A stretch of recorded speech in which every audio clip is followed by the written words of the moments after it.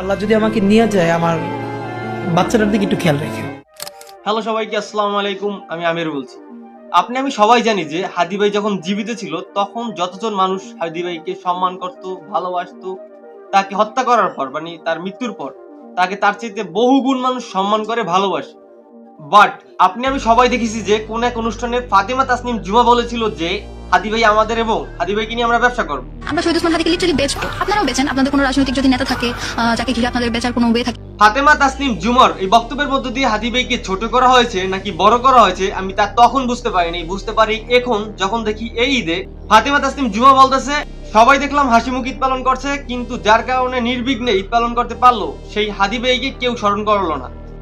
এই পোস্টের রিয়াক্ট গুলোর দিকে যদি একবার আপনি খেয়াল করেন তাহলে দেখবেন যে 19,000 রিয়াক্ট গুলোর মধ্যে 15,000 রিয়াক্টই হচ্ছে আহা। মানে বুঝতেছেন একটা ভালো মানুষের ইমেজ কিভাবে খারাপ করে যাচ্ছে এনসিপি বা তাসনিম জুমা বা ইনকিলাব মঞ্চ। আমি সবাই হাদি ভাইকে ভালোবাসি, ধারণ করি এবং সবাই চাই প্রতিটা ঘরে এক একজন হাদি জন্মাক।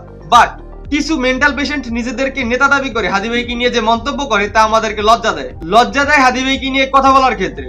ব্যাপারটা এমন বানায় ফেলাইছে যে যদি কেউ হাদি ভাইকে নিয়ে সত্য কথা বলে সে ব্যবসা করতেছে, যদি কেউ হাদি ভাইকে ধারণ করে সেও ব্যবসা করতেছে, আবার যদি কেউ হাদি ভাই হত্যার বিচার চায় সেও ব্যবসা করতেছে। ইনকিলাব মঞ্চ বা এনসিপি আপনাদের কাছে আমি রিকোয়েস্ট করতেছি আপনারা এমন কোনো অসঙ্গতিপূর্ণ কথা বলবেন না যাতে হাদি ভাইকে ছোট করা হয়।